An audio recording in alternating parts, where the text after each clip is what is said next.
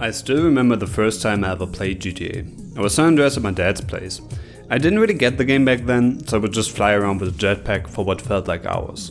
Over the years I played almost all GTA games, all the way from GTA 3 up to GTA 5. I didn't plan to, but I even played this and this.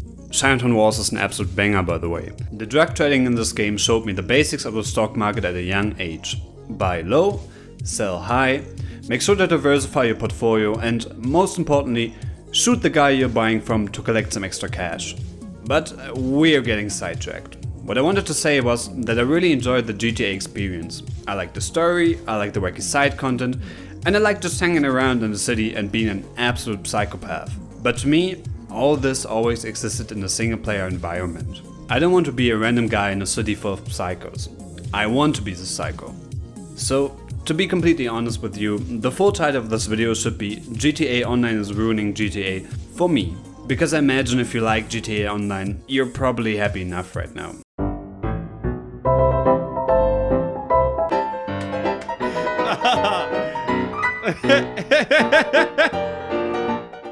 Or maybe not. So if I want to have a single player experience, couldn't I just play the offline mode? Well, yes, but actually no. So I did play the campaign and just spent some time in the game, but the problem is that GTA Online is making Rockstar an absolute shit ton of money. And think about it. As a company, what are you doing when you have a highly profitable game mode like this? You spread out your eldritch godlike tentacles and get as many players to engage with it as possible. Meaning, you want to keep existing players locked up and suck in new players. The best way to retain players is to give them something new to play. You can see the opposite of this when you look at the current state of World of Warcraft right now. But boys, this is where we get our tinfoil hats, because I think online has a much bigger influence on the overall choices made in relation to GTA. Because, yeah sure, there's new content made, developed for multiplayer, but why exactly can't it be in single player as well? I mean, yeah, activities like heists would require work to be properly playable in single player, but assets like cars or weapons, why not put them in? If you follow the paper trail, you will get the answers. The reason is because Rockstar wants to push people to the online game mode. That, and they probably couldn't be fucked to put in the time and resources to add content to a game mode that would not bring them additional money. This is also apparent when you look at the absence of single player DLC. Here, I don't even need my tinfoil hat, because Imran Savar, director of design at Rockstar, outright stated that with GTA 5, the single player game was absolutely massive and very complete. It was 3 games in one. The next gen versions took a year of everyone's time to get right. Then the online component had a lot of potential, but to come close to realizing that potential also sucked up a lot of resources. And then there are other games, in particular Red Dead Redemption 2. The combination of these 3 factors means for this game we did not feel single player expansions were either possible or necessary.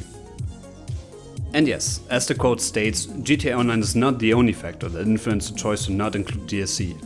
But in a world where it doesn't exist, I am certain that Rockstar would have gone in a different direction. And I also think that we would see GTA 6 a lot sooner. But the last point I want to talk about has yet again to do with missed potential, which seems to become a running theme on this channel. Mods are cool.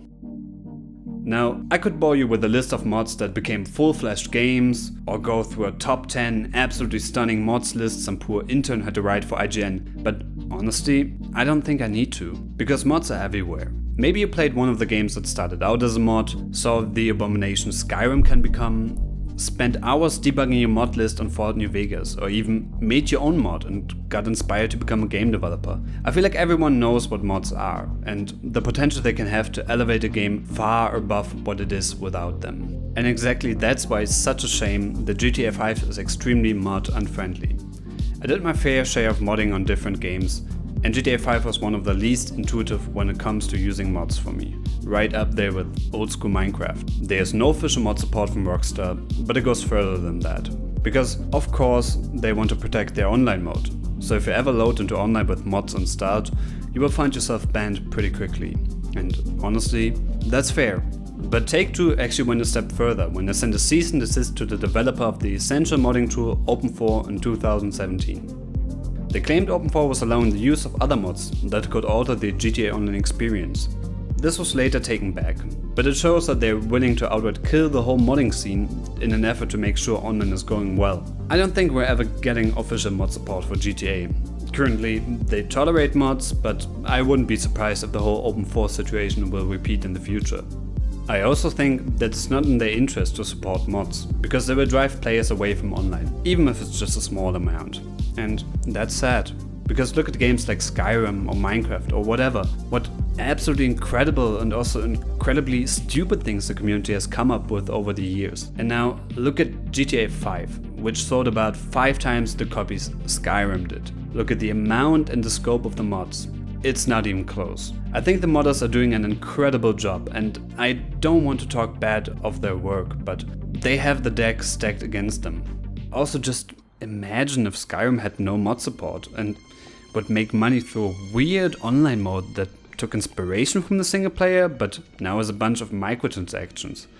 Man, I'm glad nothing like this exists. The sad part about this is that it's probably not gonna change.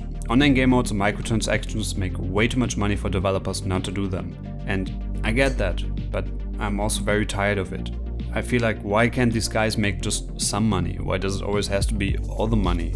But what can you do? You can keep complaining about anti-consumer practices. They are not going to stop unless it hurts them. So whenever there's a new Battlefront 2 or Shadow of War, call them out on their bullshit, and most importantly, don't buy it unless they fix it. I made exactly this choice recently with TBC Classic. The Burning Crusade is probably my favorite expansion World of Warcraft ever had, and I'm not going to play it because I don't agree with the monetization they have, and I don't like the direction Blizzard is taking. On a more positive note, you can also support game developers that still create games out of passion and don't compromise the experience to make more money. Support single player games, if they're good, and maybe share a game you like with a friend. Sometimes word of mouth can be so much better than anything else, especially for indie games. On that note, play Risk of Rain 2, it's really fucking great. Go to the store page now. Buy it. Have you bought it already? No, just buy it. Just fucking buy it and go play. Thank you. So yeah, this video was a bit different than my usual videos. I originally planned to release another game review this or even last month, but it just didn't work out and I didn't get to finish the project. I will definitely come back to it later though, so stay tuned for that. My next video is most likely going to be about Subnautica Below Zero, so subscribe for that, and I'm also itching to get back into Golden Sun Lost Age, so see you soon.